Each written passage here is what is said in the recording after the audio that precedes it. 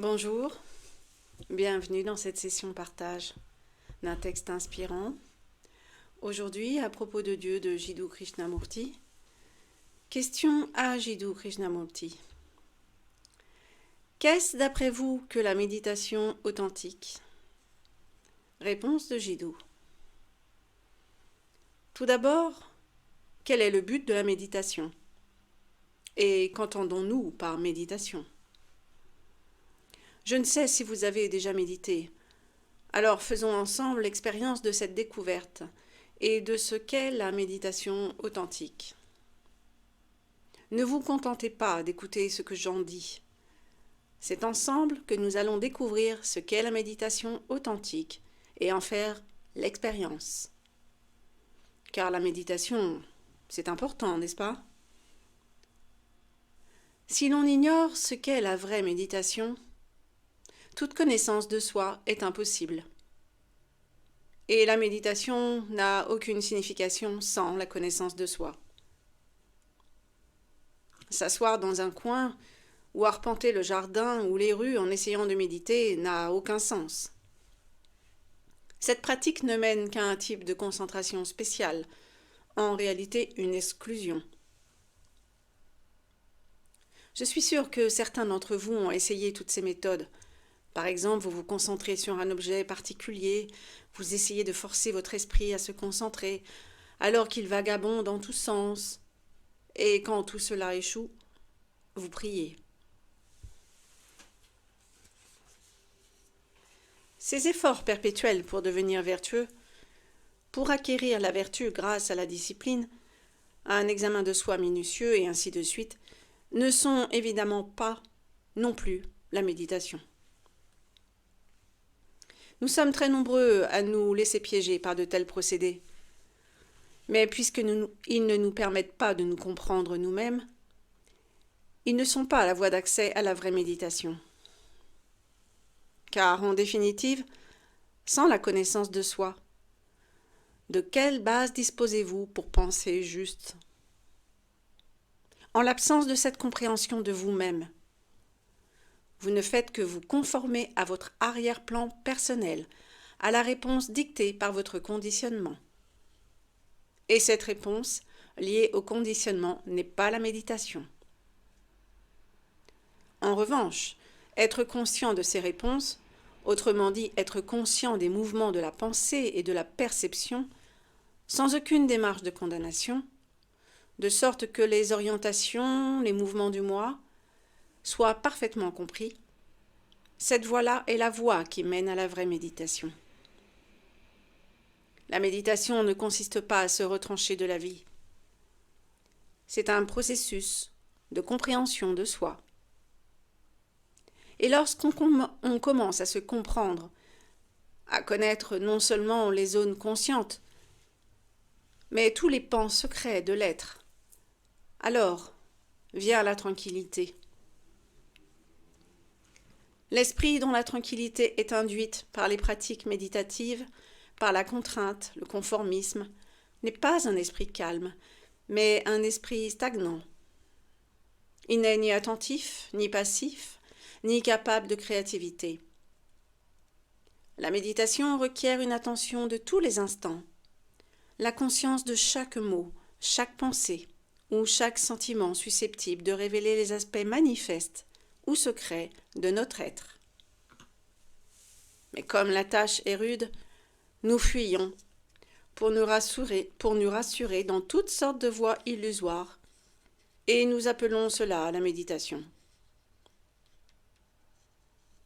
Si l'on sait voir que la connaissance de soi est le commencement de la méditation, alors le problème devient extraordinairement intéressant et d'une importance vitale.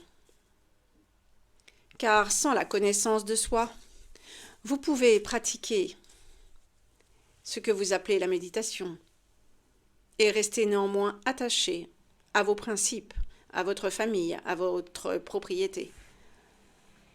Vous pouvez encore, tout en renonçant à la propriété, rester attaché à une idée, à vous focaliser sur elle au point de lui donner une ampleur de plus en plus grande. Ce n'est certainement pas cela la méditation. La connaissance de soi est donc le commencement de la méditation et sans elle, il n'est point de méditation. À mesure que l'on approfondit la question de la connaissance de soi, non seulement l'esprit devient calme au niveau le plus apparent, mais les différentes couches de l'esprit se dévoilent. Lorsque la surface de l'esprit est calme et silencieuse, les zones occultes de la conscience se projettent. Elles révèlent leur contenu, elles expriment leurs demandes secrètes, et ainsi tous les mécanismes qui régissent notre conscience peuvent être enfin parfaitement compris. L'esprit devient donc extrêmement calme et silencieux. Il l'est, mais sans que rien ne l'ait rendu silencieux. Il n'est pas contraint au silence par la perspective d'une récompense ni par la peur. Il se fait alors un silence dans lequel la réalité prend vie. Mais ce silence n'est pas plus chrétien qu'hindou ou bouddhiste. Ce silence, c'est le silence, et il n'a pas de nom. Si vous suivez le chemin d'un silence chrétien, hindou ou bouddhiste, vous ne serez jamais silencieux. Celui qui veut découvrir la réalité doit abandonner complètement son conditionnement, que celui-ci soit chrétien, hindou, bouddhiste ou lié à quelque autre groupe que ce soit. Tout renforcement par la méditation, par le conformisme, de la toile de fond de notre vécu ne fait qu'entraîner une stagnation, un émoussement de l'esprit. Et je ne suis pas certain que tel ne soit pas notre souhait dans la plupart des cas, car il est tellement plus facile de créer un schéma à suivre que de s'y soumettre. Mais se libérer de nos acquis passés requiert une attention constante à toute relation. Dès lors que ce silence est, un état extraordinaire s'instaure. Non que l'on se mette forcément à écrire des poèmes ou à peindre. Cela peut se produire ou non, mais ce silence ne doit pas être recherché, copié, imité, car alors il cesse d'être le silence. Nul chemin ne permet d'y accéder. Il naît lorsque les voies de l'ego ont été comprises et que cet ego, avec toutes ses activités et toute sa malfaisance, prend fin. En d'autres termes, c'est lorsque l'esprit cesse de créer qu'est la création. Voilà pourquoi l'esprit doit devenir simple et silencieux. Il doit être silencieux.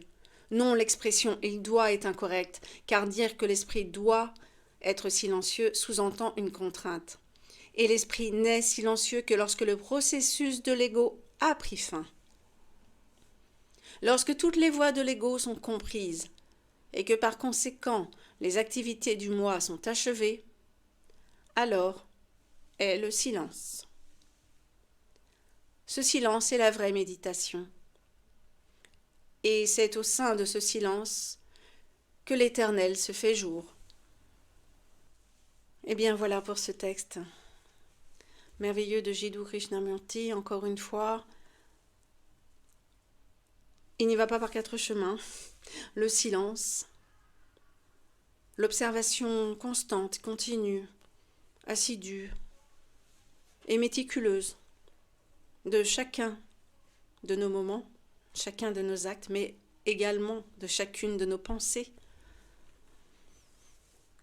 de nos propos, constitue la voie de la méditation, parce que tout est passé au tamis de la conscience, et cela se fait dans le silence. Ici, il y a également l'envie de faire partager cette phrase de Vimala Thakar, disciple de Jiddu Krishnamurti, La méditation n'est pas un état d'esprit, mais un état de l'être tout entier. On vit dans la méditation ou on ne vit pas en elle. Voilà, c'est vraiment un impact général, permanent, sur notre vie quotidienne, et non pas simplement des sessions par-ci, par-là, de méditation en asana. Certes, c'est profitable pour mettre le pied à l'étrier, mais suivi également d'une discipline et d'une introspection en douceur. Rappelez-vous qu'il n'y a pas besoin d'effort pour advenir et pour être, pour réveiller, pour laisser éclater ce que vous êtes déjà. Et donc Jiddu nous le rappelle, c'est dans le silence que cela advient, que la vraie nature de l'amour peut éclore, comme la rose au jardin. Merci de votre écoute, merci de votre attention. À très bientôt.